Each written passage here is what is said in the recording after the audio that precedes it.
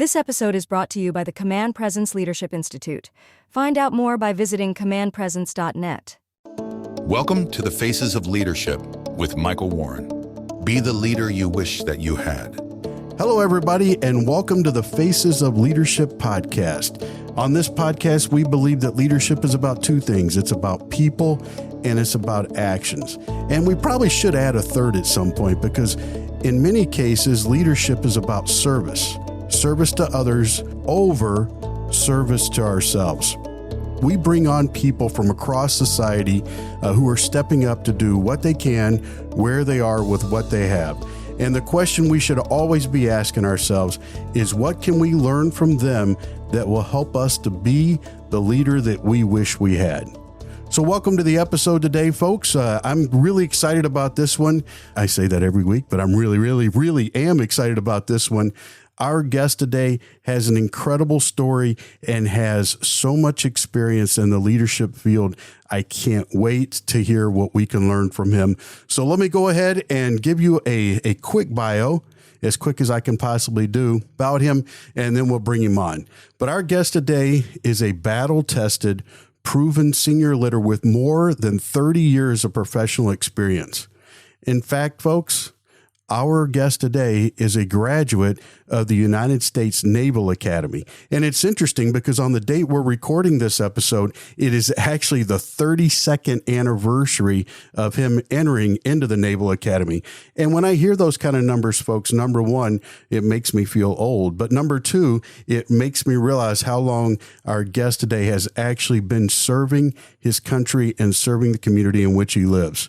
When he graduated from the United States Naval Academy, he was commissioned as a second lieutenant in the United States Marine Corps. Folks, he has done a bunch with the Marine Corps. He has garnered over 18 personal decorations and awards, including 2 for personal valor. And one of the things that we're going to talk about today are some of the experiences he had as a formal leader in the United States Marine Corps. He currently serves as a team leader and strategic planner, War Plans and Strategy Division, Operations and Readiness Directorate, the Deputy Chief of Staff for Operations G3. Because goodness knows nothing in the military can be short. We got to make sure everything's long. He also is an assistant professor and subject matter expert of national security studies with Liberty University, where he is privileged to teach online intelligence and national security courses. Folks, this gentleman that we're going to be talking to today has served multiple tours overseas. I get a little choked up when I start thinking about this because this episode is going to air shortly after the July 4th holiday. I love this country, and I know that our guest does as well. And he has put it on the line to show what his love for country is all about. He's also an athlete, which we'll talk about a little bit. He is married, has 3 sons, currently is residing with his family down, I believe, in the great state of Alabama. Please welcome our guest, Grayson Story. Hey, great to be here. Thank you. So Grayson, I'm presumptuous in calling you that. I don't know if I should call you Colonel or whatever, but I do want to say thank you for your service, and I mean that from the bottom of my heart. Hey, best job I ever had. You know, you and I met when you were probably about the halfway point of your military career. As it is in a lot of families, service in the military was something that was part of the family tradition, wasn't it? Because your dad is also a veteran, isn't he? Yeah, so in my family, it actually goes back at least to the Civil War that we can trace. 2 family members who are actually buried in a veteran cemetery near Nashville, Tennessee, who fought actually on the Union side from Northwest North Carolina, which there was a pocket of individuals who basically initially joined the Confederate Army and then realized that it was probably better for them that they joined the Union Army. So they're buried in the Veteran Cemetery there in Nashville. But starting back during World War II, both mine and my wife's maternal grandfathers were in the Battle of the Bulge. In World War II, I have one great uncle who served at Normandy on the second wave at Utah Beach in the 29th Infantry Division. And between them and their example, that kind of led my father and my father-in-law actually to join the service. Both of them are Navy veterans on the enlisted side. My father-in-law was a search and rescue swimmer. out of Lemoore Naval Air Station, and my father was stationed both in Norfolk and at the old Naval Air Station in Albany, Georgia, where he was a cryptographic yeoman and handled classified material. So I have an uncle who is my father's brother-in-law, who served in the Army for 13 years, both the active duty and then transitioned into Army Reserve and the Michigan National Guard. And then my brother-in-law, my wife's brother, actually U.S. Army Ranger veteran, served in 2nd Battalion, 75th Ranger Regiment. So all of those examples in family history kind of fuel some of my passion for leadership and for serving as well. Interestingly, I am still the only Marine and the only officer in the family so far, but we do have a new generation coming up. So my second cousin is currently a captain in the U.S. Air Force, and he is stationed actually with a Special Operations Surgical Team in Birmingham, Alabama. No kidding. At the hospital there. And then his sister just literally graduated from officer training school this week, and she will be an operational psychologist with the Air Force out in California here within the next 2 or 3 weeks. Wow. I'm a big fan of your dad. Brother Ronnie is a fantastic dude. But one thing I also know about your family and hearing some of the history of it, there's probably not a lot of quiet time at family gatherings, because I'm pretty sure that everybody's got some war stories that need to be told, right? Everyone does. We've heard probably everyone's war stories at least once, probably a dozen times. But they get gooder and gooder every time you hear them, right? That's right. That's right. Gooder and gooder, and the bass is 5 pounds larger every time you hear it. The walk to school is longer. The fish is bigger, and the amount of time that I was in the foxhole was lasted longer and longer. It's just how it works. Yeah, that's right. I do have to ask you a question though, because despite the military background, what was it that drew you to the Naval Academy? What was the big draw for you? Well, the biggest draw was in high school, somewhere around 14, 15 years old. We went on a family vacation and we went up and down the East Coast. And part of that was, hitting certain beaches and certain historic sites, but it was something that my family had always enjoyed doing in our motorhome. So we went out and we got to Washington, D.C., and my dad had the thought of going to Annapolis, and actually we drove the motorhome aboard the Naval Academy. And by the time we departed Gate 1 at the Naval Academy, I looked over at my dad. I'm like, I don't know what this is, but this is where I want to go to school, and this is what I want to do. So for me, it was part of the passion, I think, really began with examples at home, hearing particularly about my my Uncle Buster's experience in World War II, and then also hearing from my dad at the time about service, and then seeing the example of my uncle, who was actually in the Army Reserves as I was growing up. So some of my first memories are of them and hearing of their service and not so much their exploits, but hearing about, the camaraderie and their passion for service.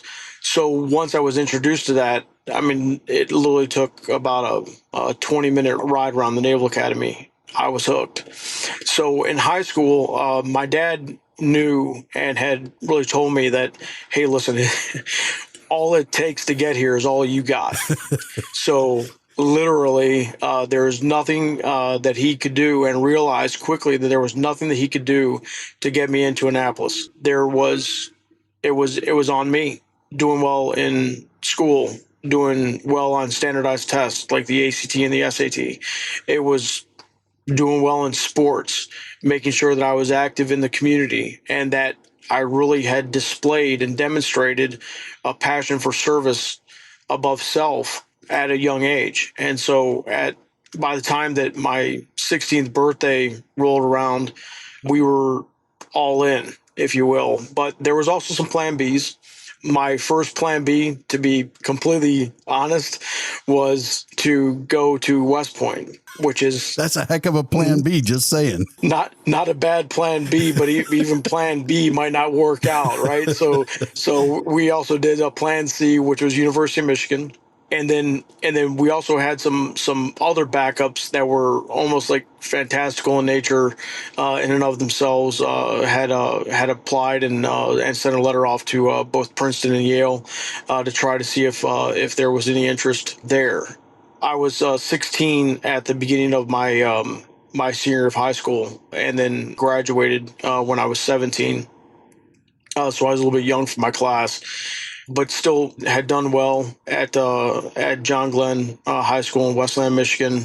Really realized that it really, throughout that period of time, it wasn't about me at that point. It was about, figuring out what I wanted to do, in pursuit of service. So it really became an activity where literally every day, the first thought that I had of what can I do today to make myself more attractive to the Naval Academy. And then after beating my head against the wall at the beginning of my senior year, knowing that applications for both congressional interviews as well as the academic process of being accepted by the Academy, as well as the physical process of all the medical clearances that you have to get to go there, all of that started compounding. And then I finally realized that, hey, listen, they don't care if I apply, because they're not looking for the perfect candidate. They're looking for the right candidate. And to them, the right candidate is someone who not only looks good, but is on paper, has all the right credentials and appears to have the intellect to go. But really at the heart of it is the passion for service. So that kind of like leads them to their mission statement, is to develop midshipmen morally, mentally, and physically, and to imbue them with the highest ideals of duty, honor, and loyalty in order to provide graduates who are dedicated to a career of naval service and have potential in mind and character to assume the highest responsibilities of command, citizenship, and government. And that's effectively what the Naval Academy is there to do. Well, can I just ask you something there? Because Sure. I think it's interesting the order that they put some of that stuff in. It says to develop midshipmen morally. Because from a leadership standpoint, it's been my experience that the one thing that can destroy a leader's credibility the quickest is the lack of morals or a lapse in morals. Yes, absolutely. So, when I really started reading about the mission statement, once I was declared a candidate for the Naval Academy by the admissions office, the statistics vary from year to year, but I think that there's generally about 15,000 that would be considered competitive candidates for about 1,250 slots every year. But there's three processes that have to come in line with one another. And there's not a moral really process, and there's not a really moral track that you have to take. But there's a political process which goes through the nomination process through either your two senators or your congressman, or in the event that you're one of your parents is a retired military service member, you can get a presidential appointment to the Naval Academy or any of the service academies. You can go that route on the pretext that your family member had honorable service over the course of a career.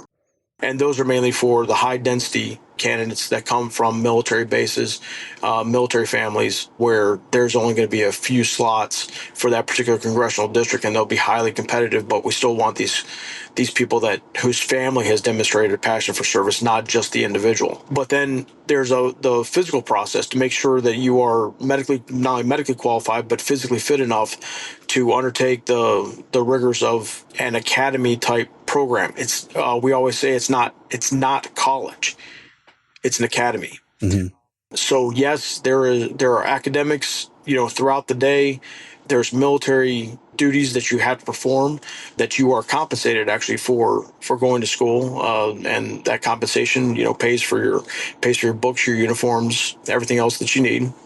And there's a medical piece, but there's a academic piece, which is kind of the third rail, that you have to be scholastically astute enough to go and do these things. But there is no moral, like the morality and your moral center and your character that really gets after your ability to be a good leader. That's not really gauged in an objective sense. It's because it's completely subjective.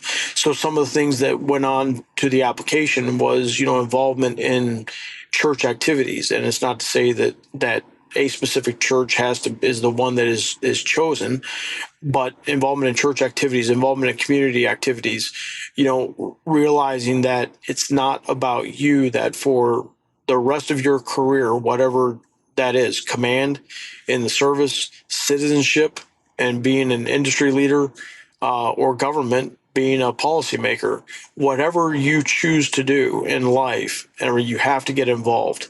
And part of, I think, having a moral center really is that having the grounding and having the ability to see a problem set and to optimistically look at plausible solutions. And there's also the moral courage aspect of it, that when you see something, you say something. And you are not deterred at all by differences in opinion when it comes to rank or grade. You don't care. If it's right, it's right. If it's wrong, it's wrong.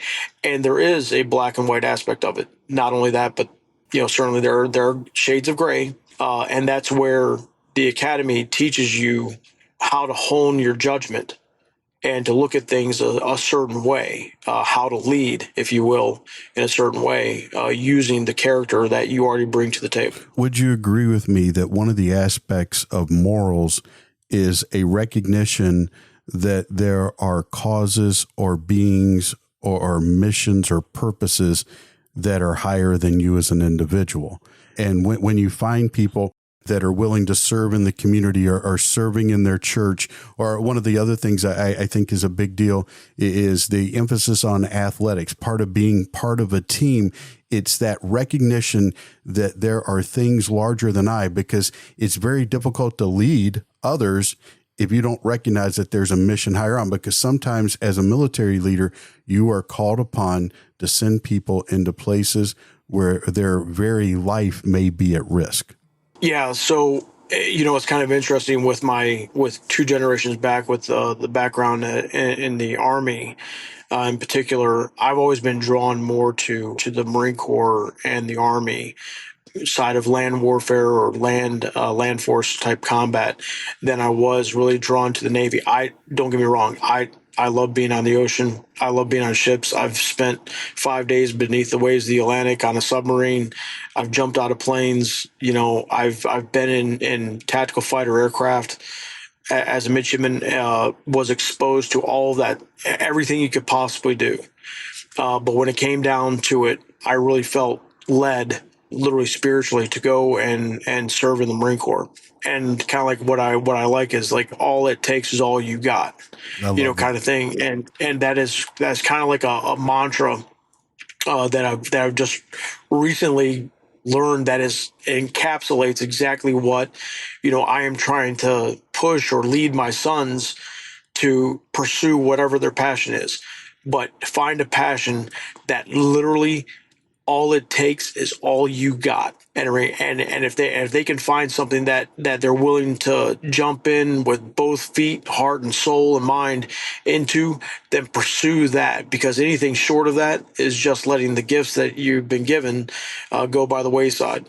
So what I learned is that when I first went to the Naval Academy, I thought I might want to do submarines, and that was probably the same, call it the Hunt for Red October effect, right? So about the time I was, 15, 16, Hunt for October comes out, and everyone wants to be CIA agent, Jack Ryan. Everyone wants to, and you look at the submarine fleet, and it is like, wow, that's really exciting. Yeah. Okay. It's hours upon weeks and months of boredom, followed by moments of sheer terror. Okay. Yep. So let's get that straight. But then, so when I went to my initial interviews, they asked me, said, what do you think you want to do at the Naval Academy, or after the Naval Academy? And there are certain warfare specialty fields that you look at, surface warfare, submarine warfare. There's now information warfare. It wasn't a thing then. Obviously, aviation, pilot, and naval flight officer. Then there's Marine Corps ground and Marine Corps air, SEALs, Navy special operations, which is really explosive ordnance disposal. And that's assuming that you are physically qualified to do all of those things. It took about halfway through plebe year number one.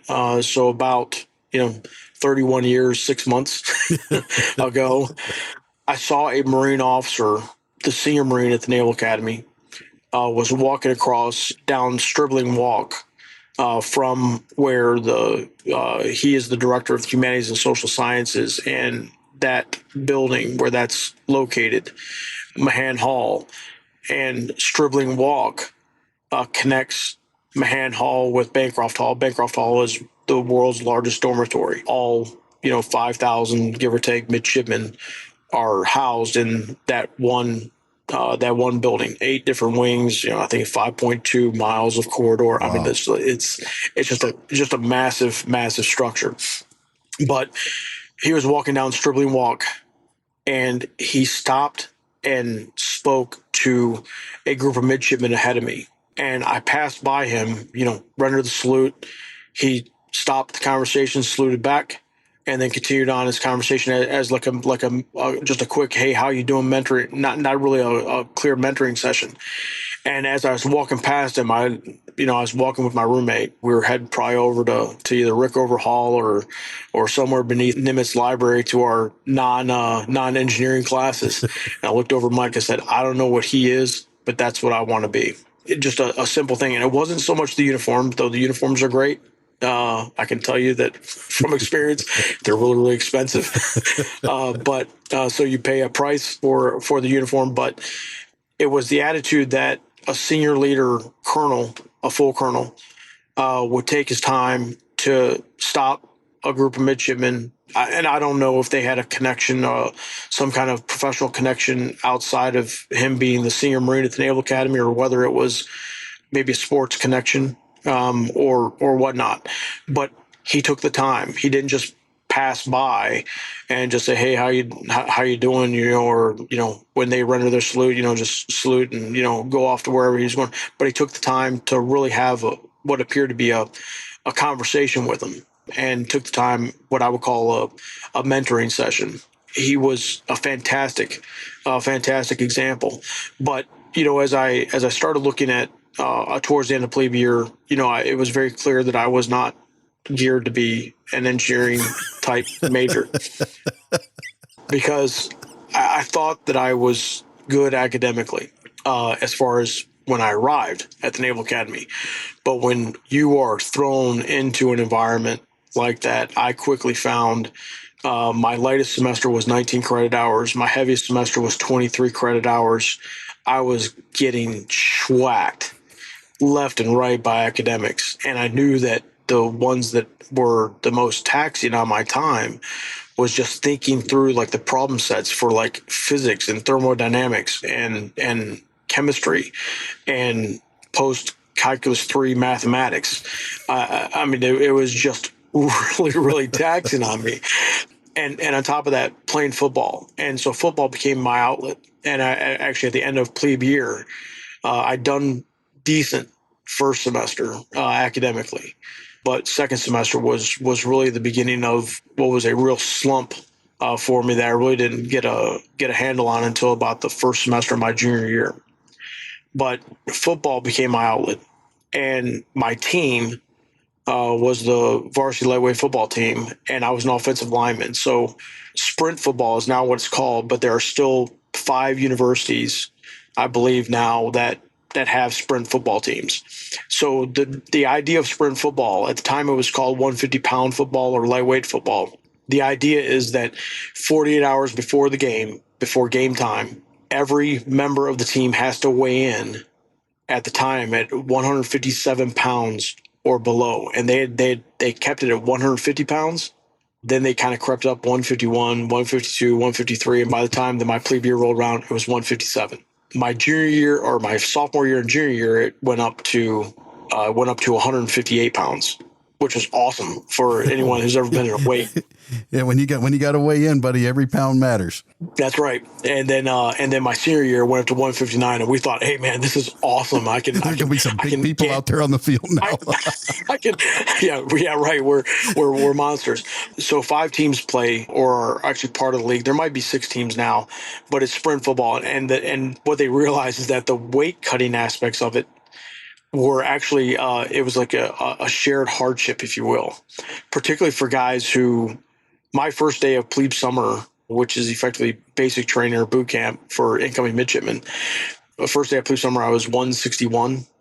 My last day of plebe summer, I was like 161, 162, somewhere in there. I was in phenomenal shape. So even cutting like 5 pounds, you're kind of like getting skinny, right? So our motto was stay hungry. And what the Navy decided later on, particularly the Naval Academy Athletic Association figured out later on, is like we might be doing long-term damage to these guys if we continue with the weight cutting sports. There are some sports like boxing and wrestling where you have to have weight, where we have to have weight classes. But football, so they finally said, fine, we're not going to call it 150-pound football anymore. It's going to become sprint football. And sprint football, it is 165 pounds and below, 48 hours before the game. That is the mark. It will not change. Otherwise, if you're 165 pounds or more than 165 pounds, you have the athletic ability to play, you should probably go for the Division I team at the Naval Academy. So the 5 teams that are still a part of the traditional league are obviously the Naval Academy, the Military Academy, West Point, Princeton, Penn, and Cornell. So really 3 Ivy League schools. It's more of an Ivy League thing because there's not a lot of huge Ivy League guys right out there. But that team became not only an outlet for any frustration I was feeling in the classroom, but it became my tribe. Specifically the offensive line. I was a pulling guard, played left guard, and loved playing guard. You protect the quarterback. You learn how to do things. In high school, I was a fullback and barely a first string fullback by the end of my senior year. I really had some idea of what blocking and tackling really was, but the Naval Academy honed that. But the offensive line, we affectionately called ourselves the Hogs. And I'm still in close contact with at least 4 of the guys I played offensive line with, both from classes junior to mine and classes senior to mine and my own class. But we were a unit, we were a team, and it just so happened that there's a Marine major who is stationed at the Naval Academy, and his job is to be the sprint football coach, the 150-pound football coach. So we had Marine Corps leadership at the team level. We had Marine Corps leadership all around the Naval Academy. And at the time, 1/6 out of every class could go into the Marine Corps. So 16 2/3% of the class. And that's capped. Actually, at the time, it was capped by act of Congress and Navy regulations on how many could go to the Marine Corps, each Naval Academy class. During our first class summer cruise, which is the summer before you become a senior at the Naval Academy and you're really in your finishing stage of pre-commissioning, I chose to do the Leatherneck program. And the Leatherneck program is designed to introduce prospective second lieutenants to the Marine Corps through the basic school in Quantico, Virginia, and then for 4 weeks. And then they're sent out to the Fleet Marine Force for 4 weeks, 2 weeks with a ground unit and 2 weeks with an aviation unit. So kind of getting into line with things. What I discovered during that time is like, yep, this is exactly what I want to do. And specifically, I want to be Marine ground. So then we pushed into senior year, and the more and more that I saw the effect that fall on the sprint football team, playing lightweight football, traveling around, doing various sports or various venues for sports, what I really found is that aspects of team and the aspects of hey, listen, this is something, that you really can't define it, but when you see it, when you feel it. And we really were a cohesive unit. Went undefeated that season, beat Army at West Point on the Marine Corps' birthday in 1995. Man, the stars aligned then, or what? Yeah, right. I mean, and it fantastic. I mean, so not a hugely attended game, but it was the Army Navy game for us. Yep. Doing it on the Marine Corps' birthday. I mean, it was just like, it was just like icing on the cake. The only thing I think it would have been better would have been if we had played at home in Annapolis. But you know what? Can't always pick everything. A W is a W, and undefeated season is undefeated season. So, but I learned a lot from from being a member of a team. And I'm really a huge fan of teams and team sports because of the type of character that they develop and the type of leaders who are willing to subordinate themselves to the needs of the team and really say, what is best for the team? Hey, am I playing hurt? Does somebody else need to go in my position for a couple of series? And so that now they can get some reps for next season. Am I being selfish in that aspect, or do I really need to take that hit? And that linebacker who's shooting the gap, do I need to take that hit and bump my partner to my left or right off of him and take him on to protect the quarterback or runner or whatever it is?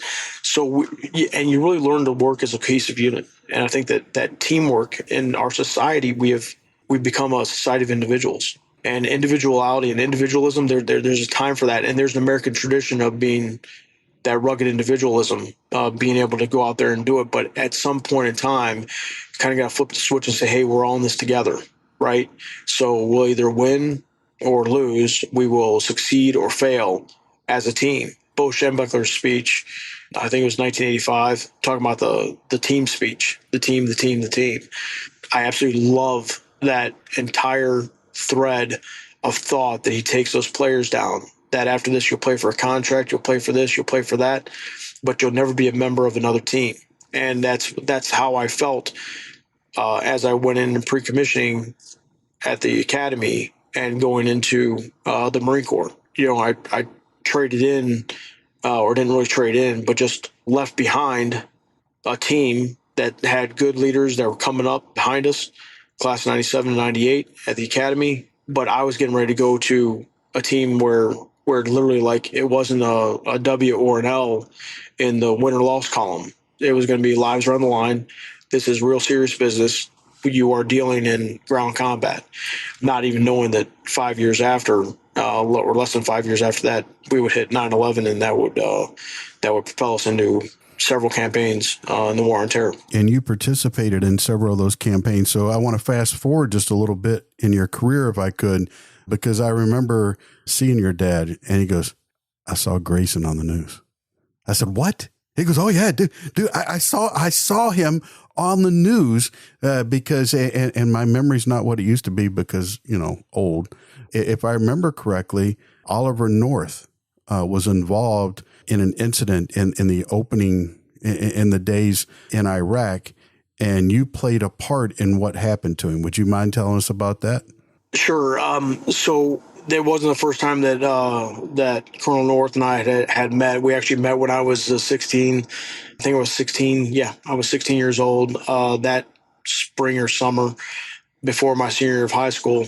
Well, I had already applied for a candidacy designation for the Naval Academy.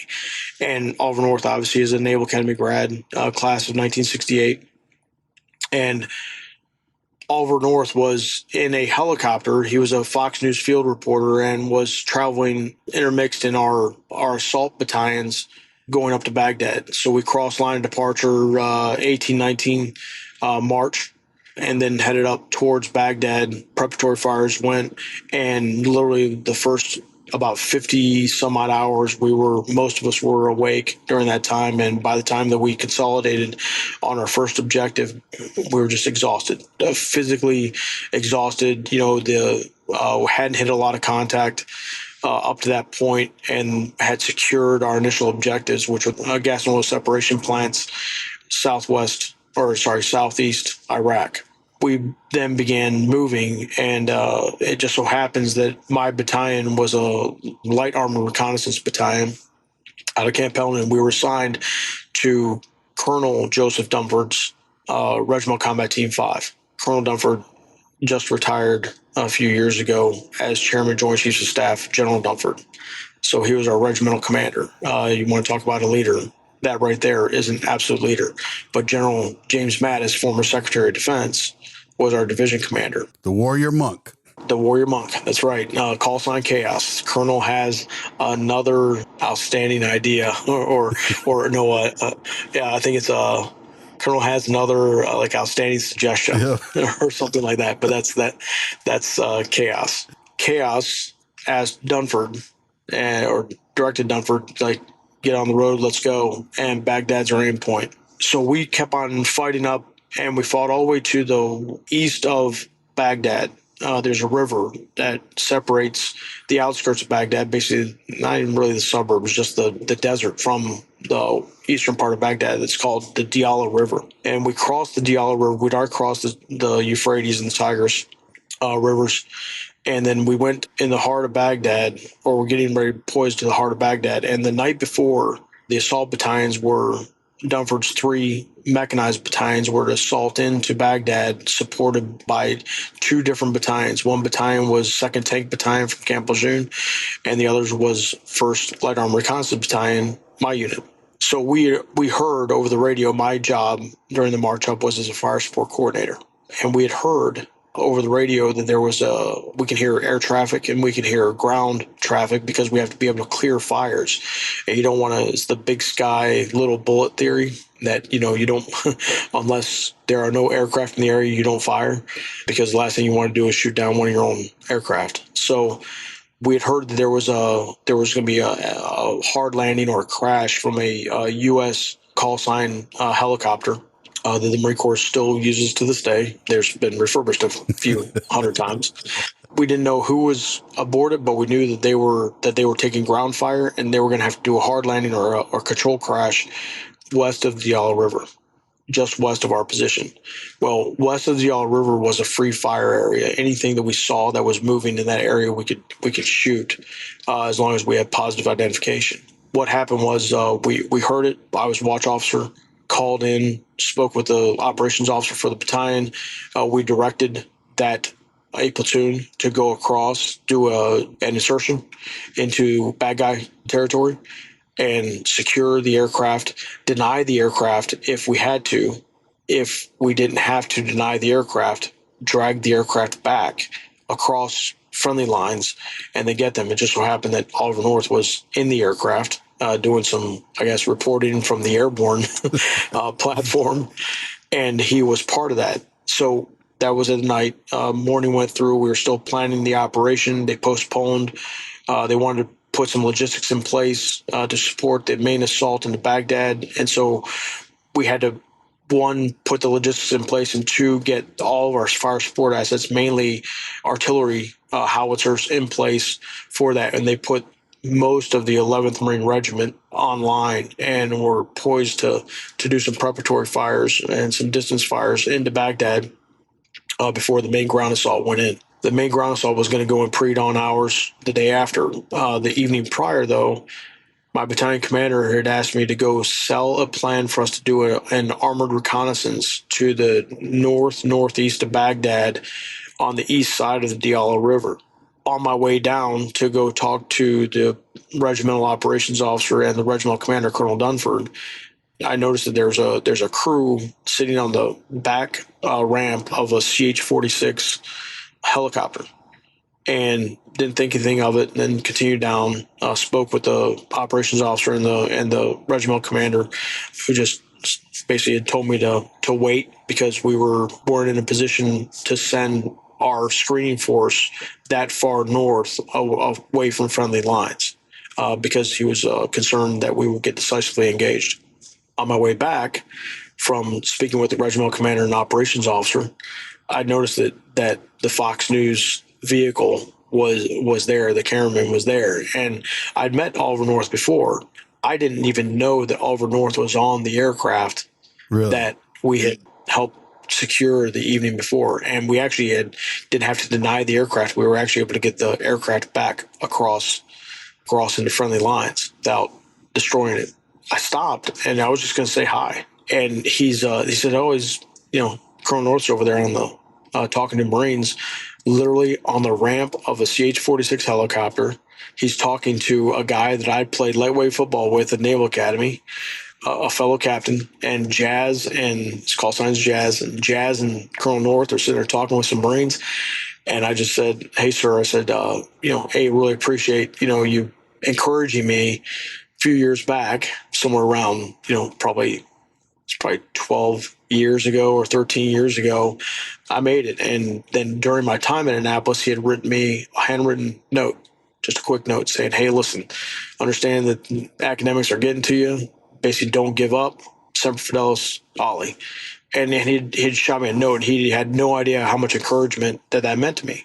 But again, it was like one of those mentorship sessions. And he's like, hey, he says, you've got to go on national television and say hello to your dad. And it was like, okay, I got that. And he says, what unit are you with? I said, I'm with 1st LAR. He says, you guys are the ones who came in yesterday. And it happened that my friend was right there. He's like, yeah, you guys helped secure one of our helicopters. He says, so we owe you a bit of things. So I was able to go on to Fox News for about 10 seconds and say hi to folks back home. It's just the small things that they might seem small to external observers, but it's just that ability to be a member of a team and to know that the team was the ones who made that particular incident a success. It was the team that was out there doing some pre-assault reconnaissance work that took ground fire. It was a team that went in and secured the site. It was a team that received the call and was monitoring the nets that night. And it just so happens that you were a part of that team and like a small part of that team. You were a member of that team, and it was the team success. It has nothing to do with you as an individual. And I think that if we are willing to, as leaders, if we are willing to share the credit and to push the credit onto others, and you're willing to accept all blame when things go bad, I think that really becomes the height, if you will, of moral courage. That you're really willing to say it's not for self, it's for the team. Well, as we said in the introduction, you deployed multiple times, but I want to go back to something you said, because I think we'll find that it applies across all domains of leadership. You said that in the initial march, you hadn't hit a lot of contact, but when you got to your objective, you were exhausted. I think that that's one of the things that I think leaders need to recognize is that, number one, it's very difficult to recognize exhaustion if we don't know our team. We have to know them in order to recognize it. Ideally, we want them to know us so that they can recognize that perhaps when I, as a leader, become exhausted, because I'm always going to be putting them first, but that doesn't mean that I can just abuse myself. That's number one. But then the second thing along the same lines is that just because things aren't hot right now doesn't necessarily mean that your team isn't exhausted.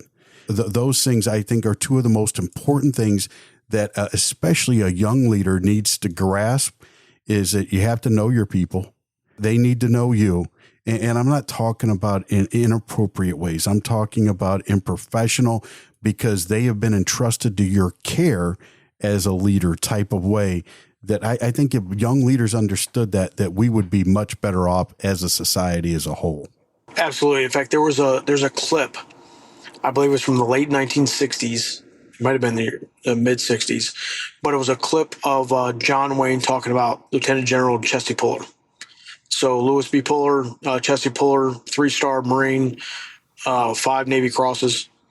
I mean, which is the nation's second highest award. There's now, as I understand, possibly a push to finally award him a Medal of Honor. But Chesty Puller is like a god among Marines, right? There was an interesting thing that Chesty Puller, within the past 48 hours, I came across this video. So it's John Wayne introducing Chesty Puller and talking about Chesty Puller knowing the first names of every man in his battalion. And on Guadalcanal, it was reported by multiple people that he went up to a Marine. He said, Jason, he says, when's the last time you wrote your mama? He said, oh, it's been a couple weeks, sir. He says, you're going to write your mama this evening before chow. Make that happen, kind of thing. But a couple things. One is that there's a humanity aspect of it. So we, in the Marine Corps, we always used to call it human factors.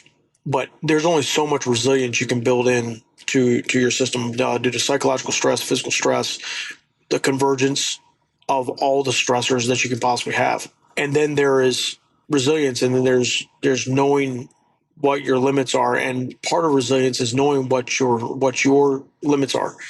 So Chesley Puller was a master at that. He knew that his men were exhausted on Guadalcanal trying to defend Henderson Airfield.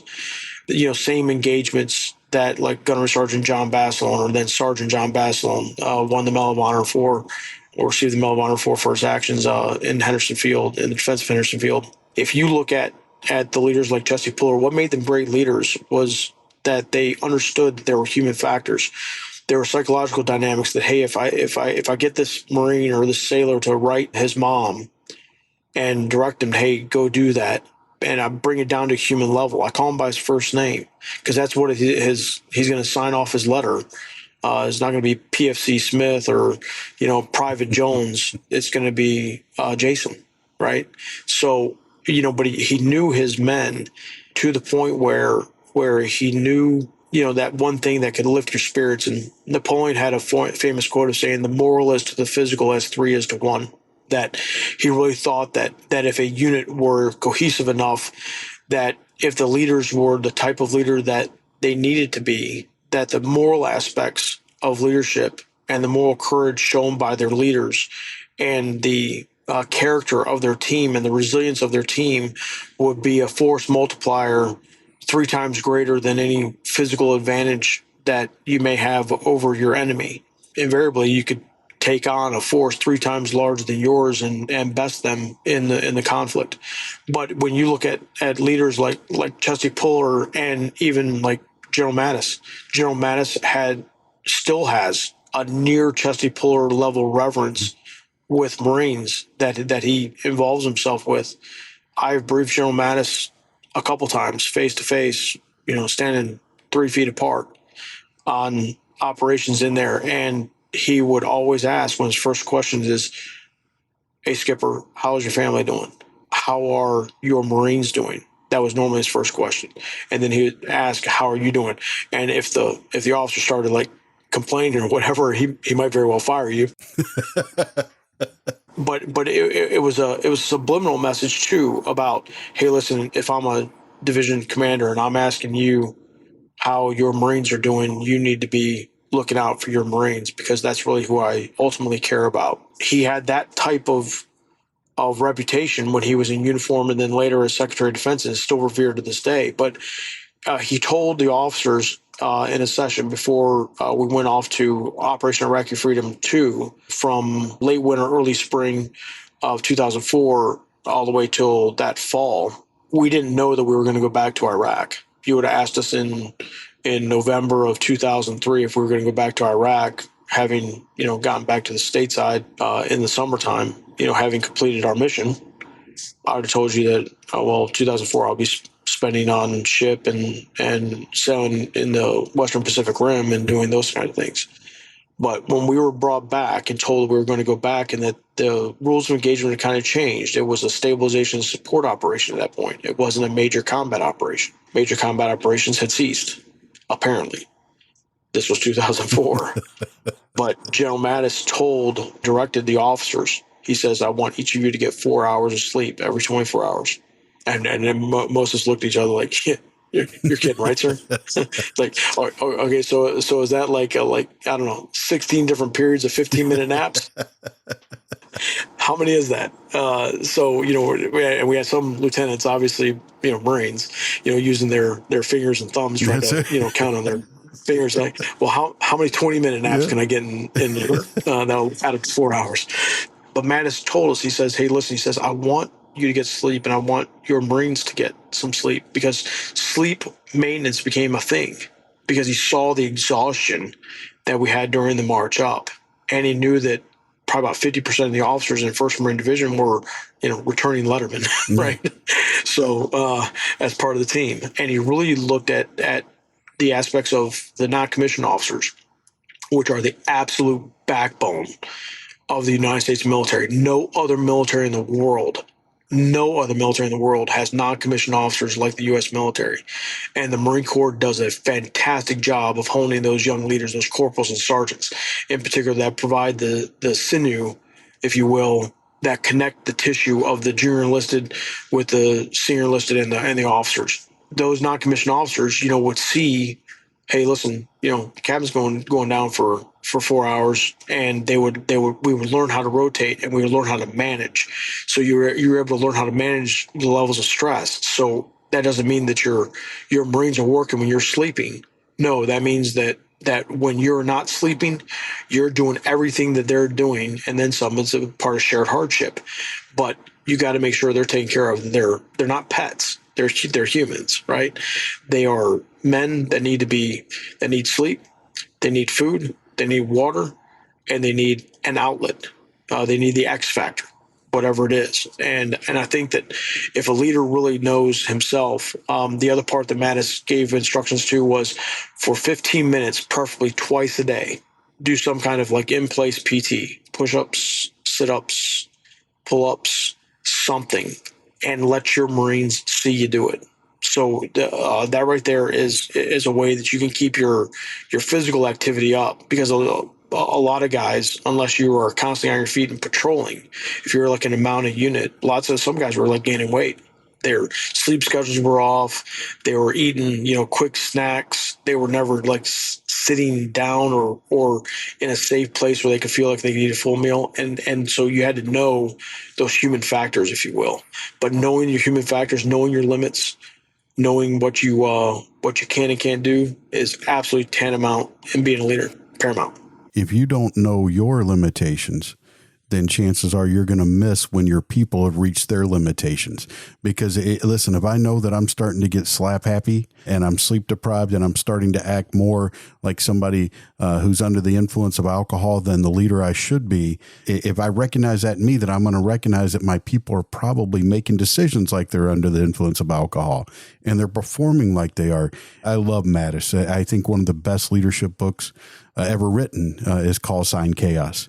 His autobiography. And I love the part in there, and I've mentioned it before on the show, that Mattis, when he says that the leader cannot be a potted plant, he should be out there with his people where the action is the hottest, because that's where his people are most tired. And it's amazing to me, as we wrap things up here, how important, how detrimental fatigue can be for a leader. If it's not managed properly, if it's not handled properly, bad decisions, bad things can happen for a leader if they truly become fatigued. Yeah, absolutely, and it does, and like you said, it's almost like slap happy when you go sleep deprived for long periods of time.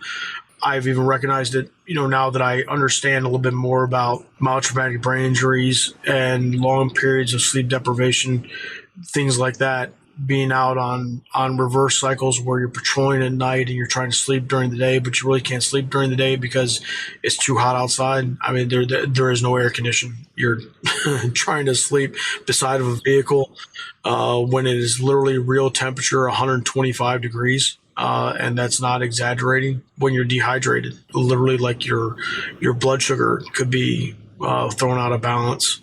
There are a lot of massive effects that are now affecting veterans, symptoms that are affecting veterans in particular, and as we're trying to take care of each other, because we are former teammates, and we are we used to be on the same team. Now we're just on this big team called U.S. Veterans, and now we're trying to take care of each other and trying to make sure that people don't fall into unhealthy habits, and that they're also taking care of themselves medically, because now they are on a team, and we want them here with us. We want them here with us morally, mentally, physically, psychologically. We want them here with us, and not to fall into those dark crevices of society where they just feel like they're forgotten about and go into a dark place. So, I mean, we really have come a long way, but it's still not far enough. I kind of want to talk briefly about what you do now, but I want to kind of frame, because I don't want to talk specifics, because what you do is important. But it's one of those things, once you retire from the Marine Corps, the job you're in now is still a leadership role, but it's in a strategic, higher altitude type of role that you're in. And I think that it's difficult for many leaders that if they don't have direct contact with the people who are affected by their decisions and what they do. I think they sometimes forget that leadership aspect. And so I would just ask you, how do you maintain your purpose in your job now when you don't get to see, because in your case, I believe it's soldiers that you're actually impacting, the branch that you're working with now. If I don't see those folks on a day-to-day basis like you did when you were a platoon commander or company commander, how do you as a leader maintain your purpose and your focus to get the job done that you've been entrusted with? So my job now as a strategic planner, I'm also really, that's my formal job title, but I'm a team lead among a group of like usually one uniformed military, and then the rest of them about 10 contractors and 10 government civilians. So as a team leader, again, I look at human factors. It happens that on my team, there is really only one person that does not have military experience. Of the ones that do have military experience, there's only one who isn't retired military. So I'm dealing with mainly a little bit older than middle-aged veterans who literally were experts in their field at the time they retired from the military. And even the government civilians that I have who are career civilians have been a career civilian in a very specific field. So I work for U.S. Army Materiel Command, which the Army is organized much differently than the Marine Corps is. It's just a much larger organization. And I'm kind of an outlier because my background is not Army. I've gone to a lot of Army schools, Airborne School, Air Assault School, Advanced Armor Course, Armor Captain's Career Course at Fort Knox, Kentucky, and I'm a graduate of the U.S. Army War College. But I've received a lot of training education from the Army, and I've served alongside Army units and inside of Army units at times. I've never been part of the Army, but I am an Army civilian now. And what I've learned is that the Army is split up into different commands. It has 4 4-star level commands underneath it. It has one that does all of its personnel management, and it's really personnel and unit management as far as densities of personnel and personnel resources and unit resources. And that's Forces Command. So U.S. Army Force Command. And then there's one that does like training and education and doctrine. So TRADOC, U.S. Army Training and Doctrine Command. And then there's one that does a futures analysis and looks way out into, the Army of 2050 and 60 and whatnot, and looks at the future of warfare from a land warfare construct, and that's U.S. Army Futures Command. And then I work on the material side, where we are trying to speed material to include all classes of supply, all the way everything from water and rations to engineering material and bullets to major end items like tanks and rolling stock, big trucks, all the way through any kind of repair parts for all those trucks and medical supplies. But in that, you're taking care of troops by effectively coming to work every day and making sure that you take that lens of that prior experienced leadership and you're applying it to problem sets. And it is kind of interesting. I think that it wasn't until I was married and until I was a father that I really understood, I think, fully the relationship that General John Archer Lejeune, the namesake of Camp Lejeune, North Carolina, what he talked about when he talked about, it is like an officer to an enlisted man is like a teacher to a scholar, is like a father to a son. And I don't think I really ever knew that level of leadership until I was married and had children, that you really do need to take a look at those personal level lenses and kind of project those onto the problem sets that you look at and how you solve your portion of that problem set. So our problem sets right now are huge. Problem sets that we're looking at every day is Russia, Ukraine. We've been looking at Israel, Hamas. We are looking at rising China in the Western Pacific, potential issues with Taiwan. We are looking at things that are still ongoing in the Arabian Peninsula and Southwest Asia, Central Asia, as far as terrorism goes. We are looking at the Iranian problem set. We're looking at the North Korean problem set. We're looking at real problem sets that have real implications, that have real people behind them, and real men that are deployed against those threats and are defending against those threats, and what is really called a national security strategy of defending forward. That we'd rather play an away game with troops deployed than we would play a home game with attacks here in the homeland.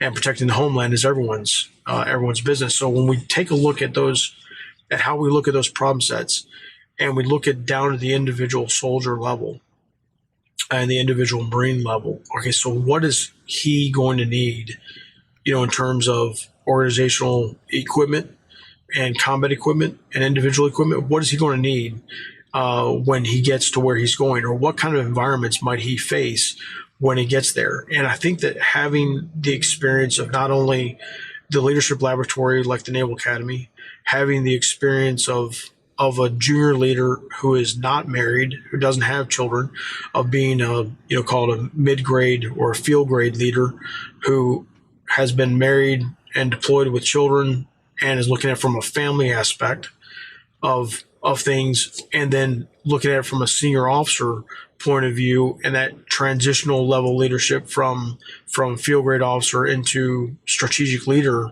level things. I think that makes or gives a quality of the solutions that you could probably offer, and then say, hey, listen, we are thinking about this, and yes, while we're solving this problem, we might be creating a problem in another area.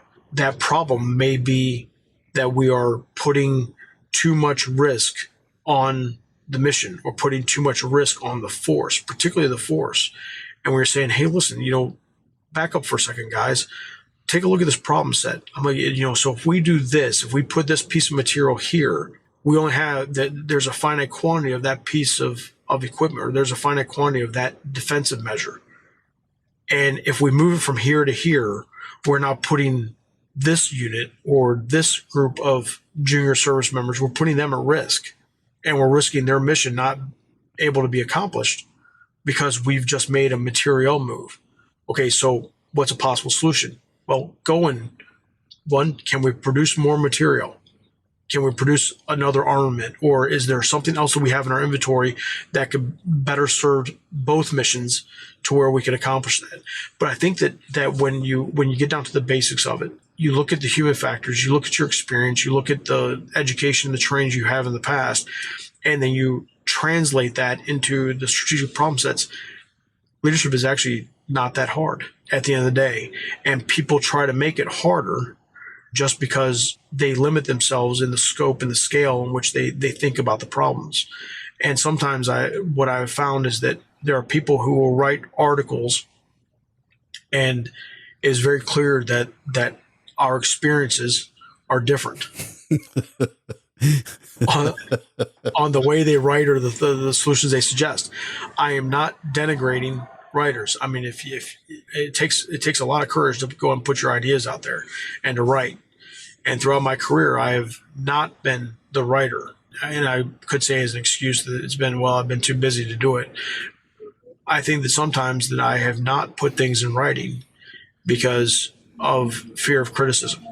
It's better to go out there and identify your problem statement, and look at the solution.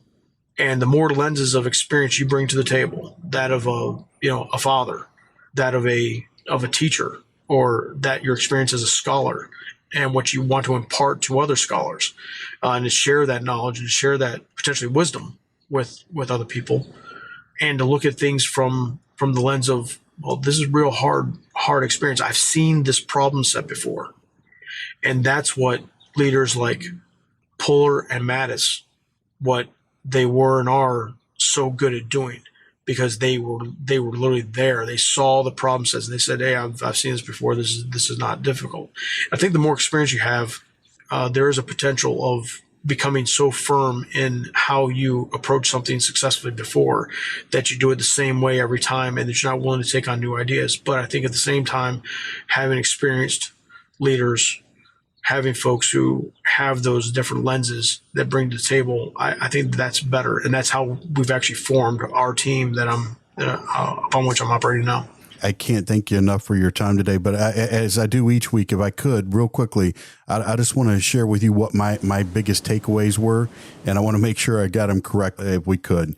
I love what you said way back at the beginning when you were talking about applying for the Naval Academy. They weren't looking for perfect. They were looking for the right fit. And I think that so often today leaders are striving for perfection. That's an exercise in futility.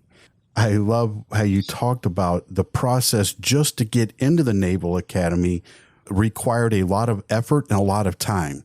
But it's been my experience that most things that are really worth doing require both of those, a lot of effort and a lot of time. When you look back over your life, and that's part of the thing, looking back in retrospect, that was a long time when you were a teenager, but looking back over the course of your career and the course of your lifetime, it really wasn't that long. But if you hadn't been willing to put forth that effort, how much different would your life be today? That's one of the takeaways. I love this right here. The little things matter because people are watching, especially when you're somebody in charge, where you talked about the Marine commander, the senior Marine at the Naval Academy, taking the time to have not just this superficial conversation, but a mentoring type conversation with a group of the midshipmen. And the fact that he paused, and I know it's required in the military, not just doing things in a lackadaisical manner, but returning the salute and that type thing. I don't know what that was, but I know that's what I want to be. The little things matter, especially when you're a leader, because people are watching. And then you talked about all it takes is all you got. But one of the things that made me think of, when you're a leader, all your people deserve is all you have. That's right. And I think that that goes to that service beyond self. I also like the idea of the Naval Academy, and I know other military academies do as well, where during the summer, you'll go and you'll serve in different things. You may go to a different school. I know when I went to basic training, I had Drill Cadet Alexander Hicks, who I was not a big fan of, from the United States Military Academy. Drill Cadet Hicks, I'm still looking for you. But it's an idea of giving people a peek behind the curtain to make sure that we're nurturing the right ambition. When you went into the Naval Academy, you thought that you might want to be a submarine guy, but engineering classes and seeing what the Marines did kind of cured you of that, thank goodness. Shared hardships. I loved how you kept referring back in both the academic and the athletic and in the military part, shared hardships. They can either forge or they can break teams. And it's largely dependent on the quality of leadership within the team, which way it goes. And I love that concept right there. You said this at the end. You're talking about dealing with water and rations, keeping focus. It's a lot different when you're talking about how can we best deliver water and rations that are needed by Sergeant Warren, rather than saying, how do we do it for the 29th Infantry Division? That's right. When it's personal, we're more involved. We're more committed. When it's abstract, when the organization gets so big that we forget those organizations are made up of people. Finally, the last thing, leadership isn't always hard, but that doesn't mean that it's not heavy.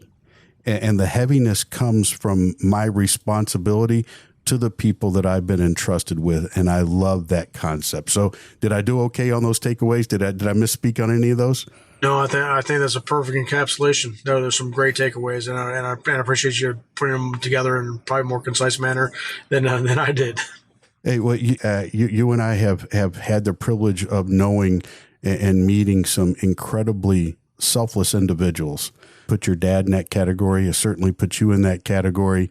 There's one other guy I want to give a shout out to, Dr. Tim Lee, who I know that your dad has been friends with for a long time. For those of you who don't know, Dr. Lee is a Marine, almost said former Marine, but I knew better, but a Marine that lost both of his legs in Vietnam.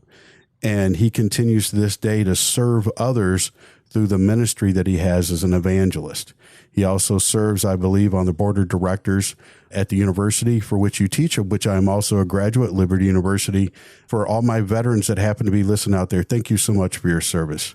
People that are veterans at one time in their life, they signed a blank check to the American public and said, up to and including my life is the price that I'm willing to pay for the freedom of this great country.